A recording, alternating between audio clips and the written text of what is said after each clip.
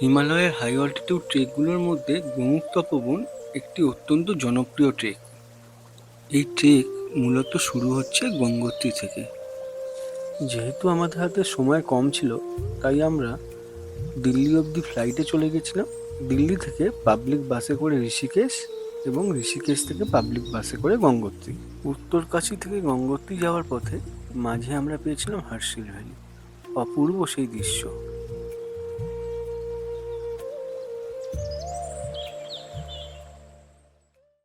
Harsil valley থেকে গঙ্গোত্রী যাওয়ার রাস্তা অসম্ভব সুন্দর। এই পথ একটু ধীরে চলতেই ভালো লাগে। धीरे चलना है मुश्किल तो जल्दी ही सही, आँखों के किनारों में बहाने ही सही। हम चले बहारों में गुनगुनाती राहों में, धड़कने भी तेज है अब क्या करें। वक्त है तो जीने दे, दर्द है तो सीने दे, ख्वाहिशें अनजान है अब क्या करें। शब्दों के पहाड़ों पे लिखी है दास्तां, ख्वाबों के लिफाफों में छुपा है रास्ता। हम चले बहारों में गुनगुनाती राहों में, धड़कने भी तेज हैं अब क्या करें। ओ वक्त है तो जीने दे, दर्द है तो सीने दे, ख्वाहिशें अनजान है अब क्या करें। গঙ্গা আরতিতেই আমাদের যাত্রা শুরু। माता श्री जय गंगे माता, जो नर तुझको ध्याता, जो नर तुझको ध्याता, मन वांछित फल पाता।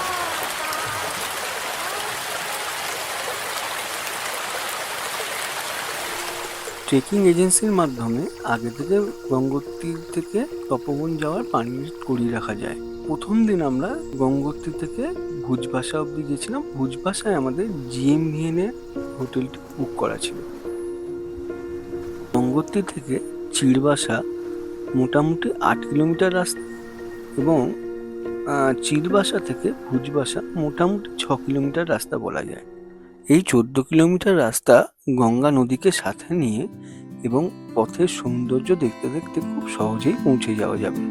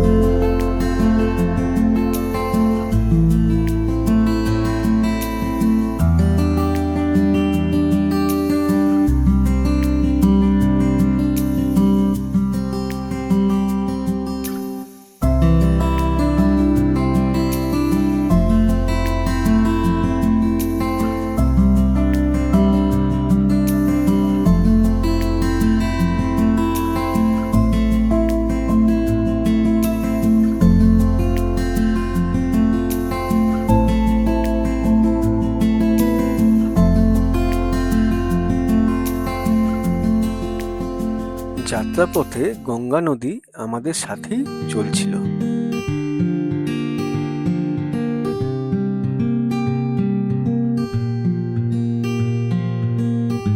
ওই যে দূরের গাছগুলো দেখা যাচ্ছে, ওটাই হলো চিড়বাসা।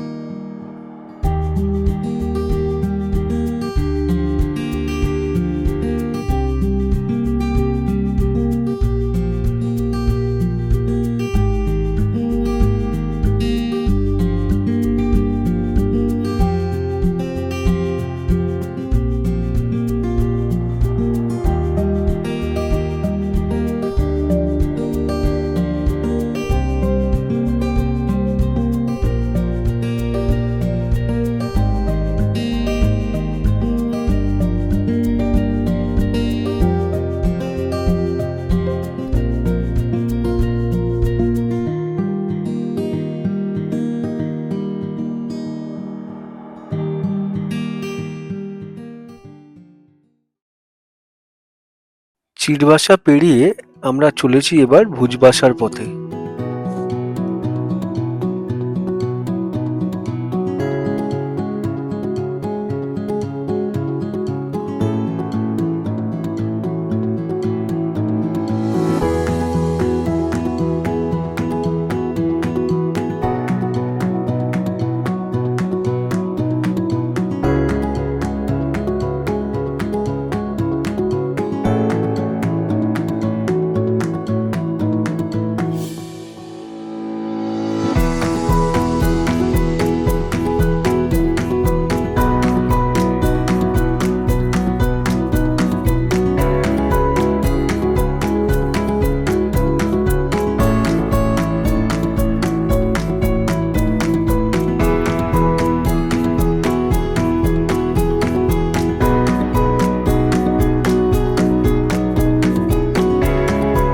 ভুজবাসা ক্যাম্প থেকেই মাউন্ট ভাগীরথীর খুব সুন্দর দর্শন পাওয়া যায়।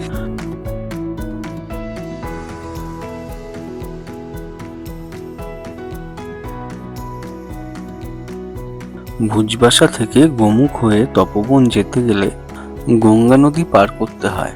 এই রাস্তাটা একটু চ্যালেঞ্জিং, কারণ এখানে একটি কপি কলে করে আপনাকে এই পার থেকে ওই পার পেরোতে হবে।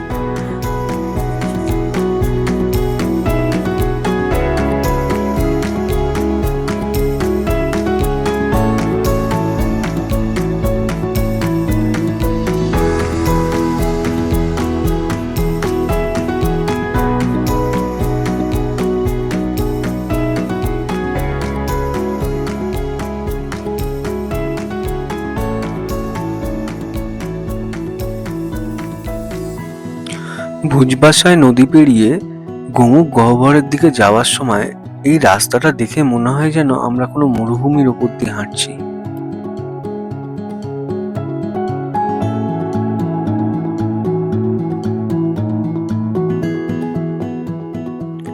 হাই অল্টিটিউড ট্রেকে আইবেক্সের সাথে দেখা হওয়া এটা তো একটা কমন ব্যাপার। অবশেষে সেই বহু প্রতীক্ষিত গোমুখ গহ্বর আমাদের চোখের সামনে। এখন অবশ্য এই গহ্বরটা হিমবাহ দিয়ে ঢেকে গেছে।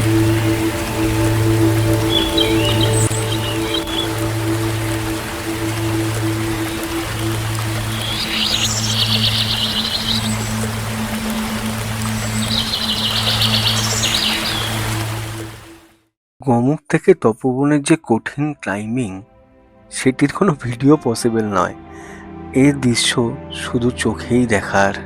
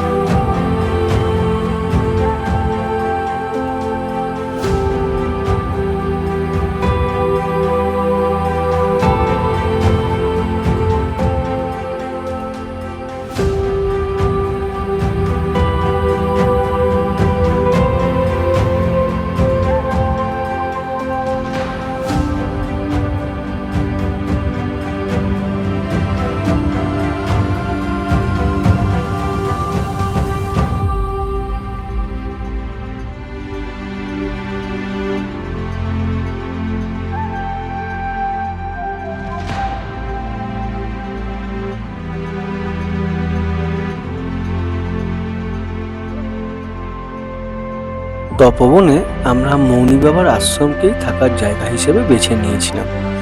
খুব সুন্দর জায়গা, একদিকে মাউন্ট শিবলিং, অন্যদিকে চৌখাম্বা, ভাগীরথী, সুদর্শন, সব আপনার চোখের সামনে খোলা।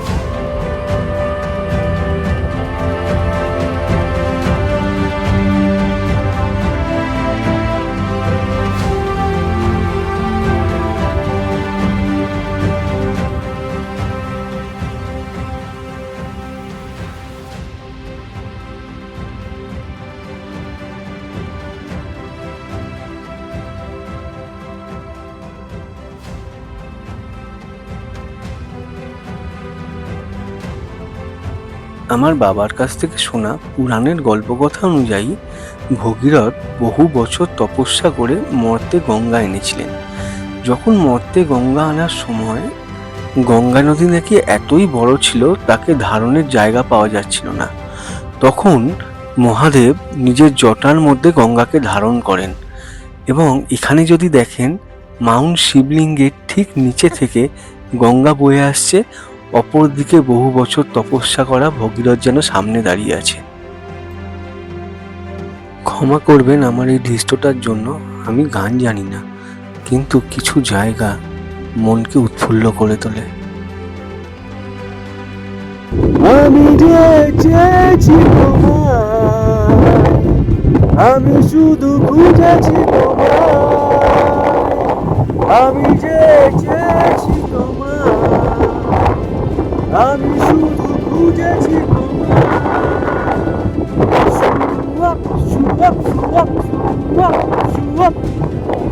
तुझे मैं ढूंढता फिरूं, मेरी हर चाहत है तू, तुझे मैं ढूंढता फिरूं, मेरी हर चाहत है तू।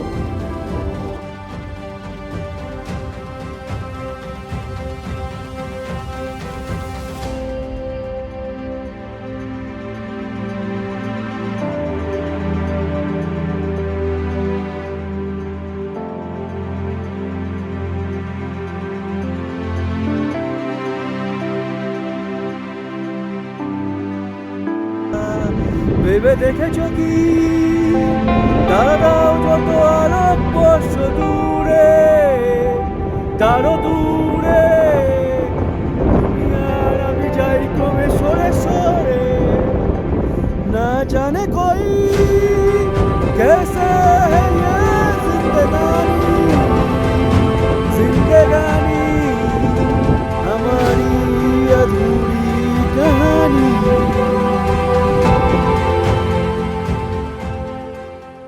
ভোরবেলা যখন আমরা ঘুম থেকে উঠি দেখি প্রত্যেকটা পাহাড়ের শিখরে সুন্দর সূর্যের আলোগুলো পড়েছে। এই দৃশ্য বহু জন্মেও ভুলতে পারবো না।